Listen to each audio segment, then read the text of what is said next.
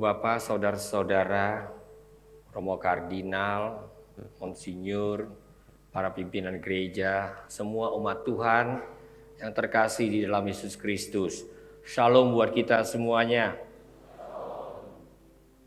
Izinkanlah saya atas nama tim penerjemah, tim pembaru Alkitab TB2 menyampaikan beberapa hal pada hari ini.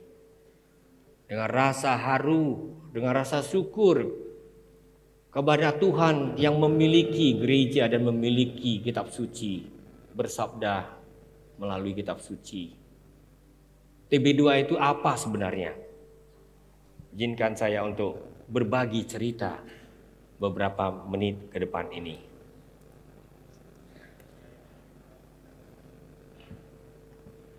Kalau kita membaca Alkitab, sebenarnya kita belum tuntas baca Alkitab kalau kita belum bertemu dengan kata ganja. Bagi yang mengaku tidak pernah ketemu kata ganja di dalam Alkitab, itu tandanya belum pernah baca Alkitab secara tuntas. Saya ajak untuk baca Alkitab secara tuntas ya, tapi dalam edisi terbaru, edisi kedua. Nah, ternyata dalam Alkitab itu memang ada kata ganja, tapi yang dimaksudkan tidak ada hubungannya dengan narkoba. Kita sedang menunggu penghargaan dari BNN. Ternyata kalau saya perhatikan sebagai contoh ya, 1 Raja-Raja 7 ayat yang ke-12, di situ jelas dalam bahasa Ibrani dikatakan Shif'a lekoteret ha'echad, Ushif'a lekoteret hashenit. Maksudnya itu adalah bangunan, dan di situ yang dimaksudkan itu bukan ganja. Mungkin dalam bahasa Jawanya gonjo. Maklum, saya nggak tahu bahasa Jawa. Ya, tiang, bagian dari bangunan. Dan kalaupun ada orang mencoba mencari itu di kamus besar bahasa Indonesia, ganja itu memang punya arti narkoba, tapi juga bagian keris yang melekat pada bilah. Tidak nyambung. Mengapa terjemahan yang disebut baru tahun 1974 masih dibarui? Ada 3 alasan utama. Pertama, memang bahasa manusia di seluruh dunia itu tidak mungkin tidak berubah. Kecuali kita nggak pernah bergaul. Kedua, memang yang namanya belajar itu nggak mengenal akhir. Orang seperti saya ini harus belajar terus. Jadi kalau ada yang merasa nggak perlu belajar lagi, tolong catat ini. Oleh karena itu kita belajar melihat, oh rupanya ada naskah-naskah laut mati. Oh rupanya kata ini dulu dimengerti begini, sekarang sudah berubah maksudnya. Lalu tentu ada kajian mengenai makna Alkitab. Atau dalam bahasa teknisnya disebut dengan eksegese. Jadi tim penerjemah, pengkhotbah, pengajar-pengajar kitab suci, semuanya diharapkan bukannya memasukkan ide ke dalam teks, tapi menggali apa yang dimaksudkan oleh teks. Itu namanya kita menghormati firman Tuhan, pesan Tuhan. Kalau tidak, Alkitab ini kita pakai suka-suka. Lalu tentu yang namanya ilmu penerjemahan pun tidak statis. Berubah, berkembang. Bahkan saya pelajari bahwa ternyata ilmu penerjemahan Alkitab itu mempengaruhi perkembangan ilmu yang disebut dengan translation studies. Ilmu tentang penerjemahan yang bukan Alkitab.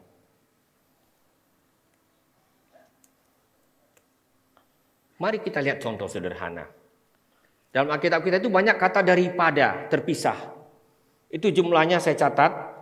Kalau di dalam Alkitab terjemahan baru yang tidak termasuk Deuterokanonika 1398.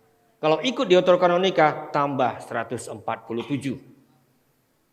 Nah, ini persoalannya adalah ini artinya perbandingan atau sumber. Kalau perbandingan sekarang ini dalam kaidah bahasa Indonesia kita, kata daripada itu harus nyambung jadi satu kata. Contoh soal, kita harus lebih taat atau maksudnya tunduk pada otoritas Allah daripada kepada manusia. Satu kata. Lalu dalam doa Bapa kami bagaimana? Jangan membawa kami ke dalam pencobaan, tetapi lepaskanlah kami dari yang jahat.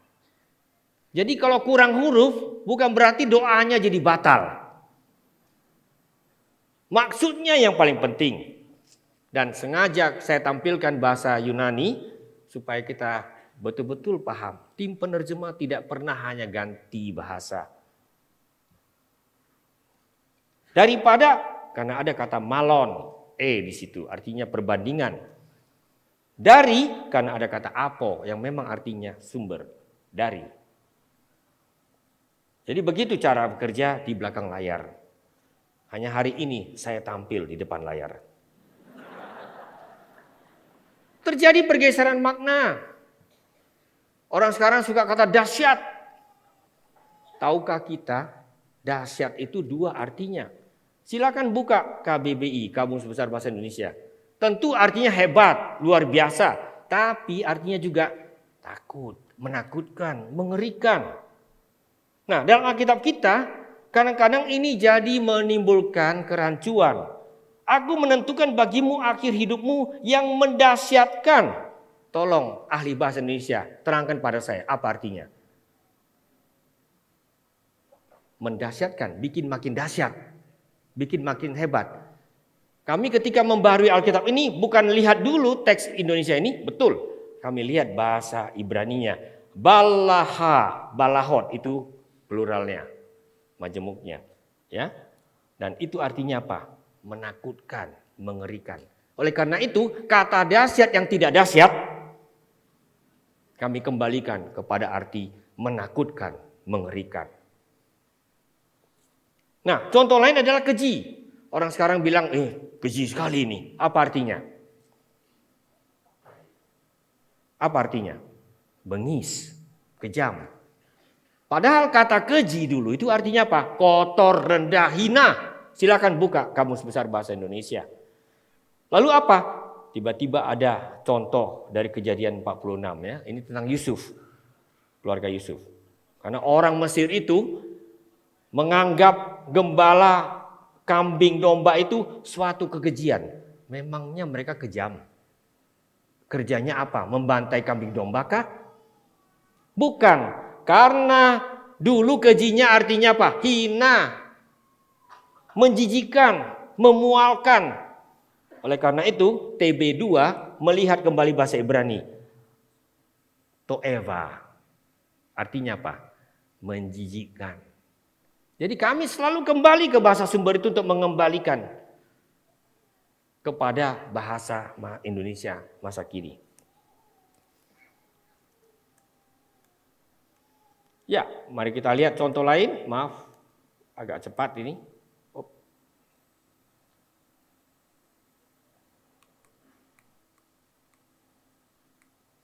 Ya, selain terjadi pergeseran makna, terjadi pun hal berikut ini. Tim Alkitab Terjemahan Baru 2 berusaha mendeteksi dalam bahasa-bahasa daerah ada nggak kata-kata tabu. Nah, kami deteksi beberapa, tidak semua kami tampilkan. Karena saya ini orang yang fasih bahasa Batak, nggak berani saya baca itu. Maaf ya. Sorry. Jadi saya baca aja versi TB2-nya ya.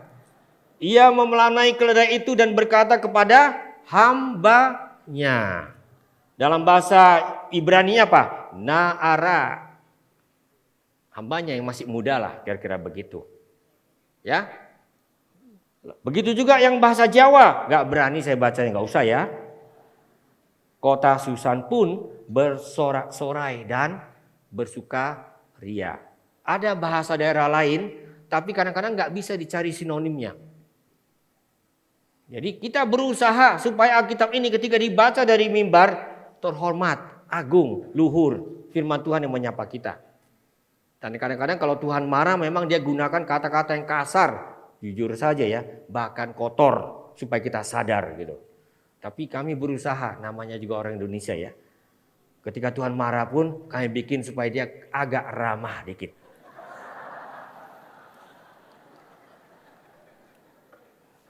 Nah, saya ambil contoh lain kalau ini sudah menyangkut soal makna. Ya, di situ ada dikatakan dalam bahasa Ibrani ketika permulaan semuanya diciptakan, wa ha'aret hayata tohu wa wohu wa kosher al penetohom. Ada amin? Bagus, nggak mengerti pun diaminkan. Dan totohom itu sebenarnya itu adalah air yang melingkupi segala sesuatu. Dan di dalam TB yang pertama, tentu TB Alkitab kita sekarang, itu diterjemahkan sebagai Samudra Raya. Kami sudah tes di wilayah Indonesia Timur, Barat, Tengah. Kalau ditanya Samudra Raya apa yang dibayangkan? Atlantik, Pasifik. Bukan itu. Bagaimana mungkin di awal penciptaannya belum ada laut, sudah ada samudra seperti itu. Yang dimaksudkan itu adalah air yang menutupi seluruh bumi. Jadi penciptaan itu sebelum ada kehidupan semuanya ditutupi oleh air. Oleh karena itu kami akhirnya memilih samudra semesta. Karena semesta artinya menyeluruh, ada di mana-mana.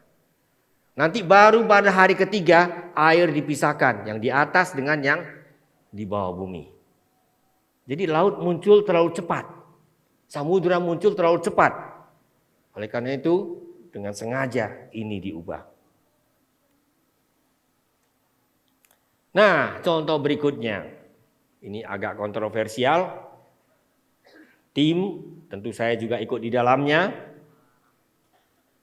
Berminggu-minggu mempelajari ini.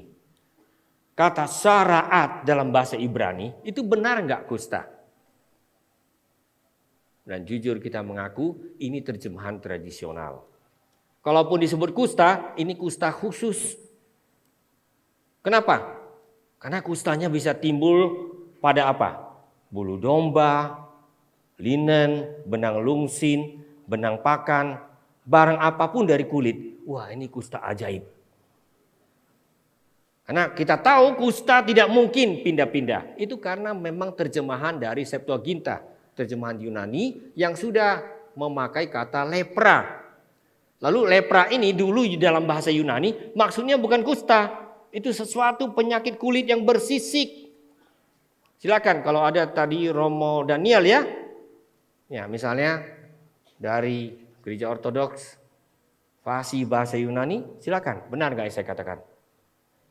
Tapi itu kemudian temurunkan gitu. Lalu ketika kita tinjau ini, kita katakan begini. Mari kita kembali kepada maksudnya. Ternyata kalau dilihat gejalanya, ini penyakit yang menajiskan. Jadi ini kita pakai.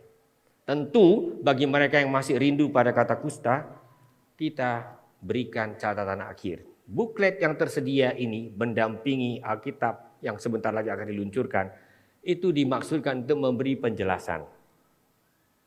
Termasuk catatan-catatan kenapa terjemahan bisa berbeda.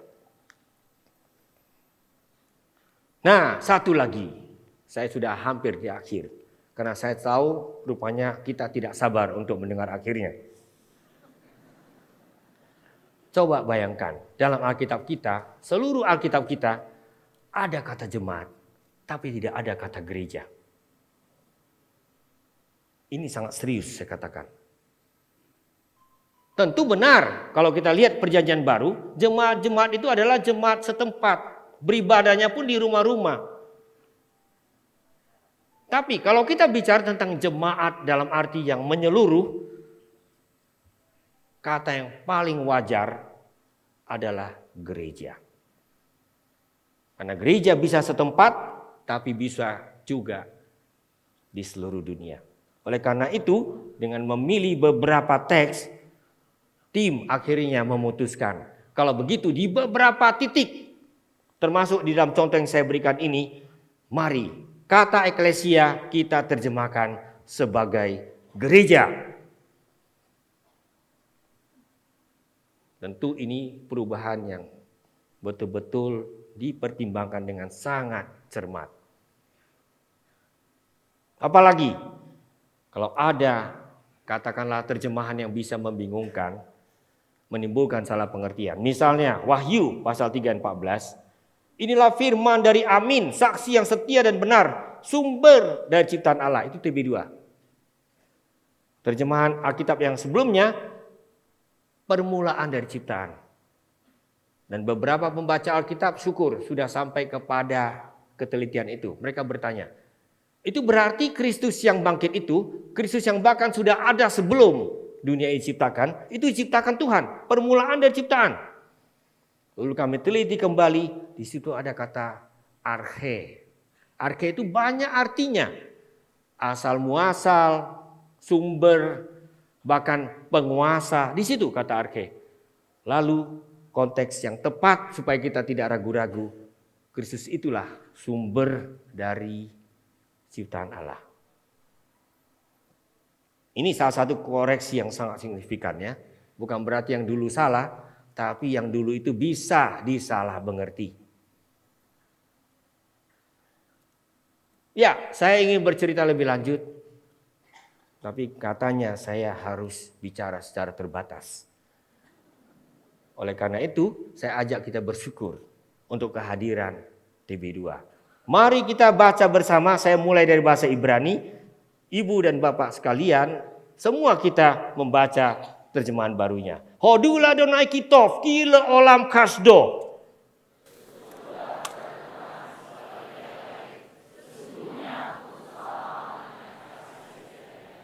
Amin.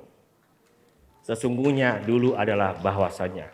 Terima kasih, terpujilah Tuhan kita, kini dan selama-lamanya.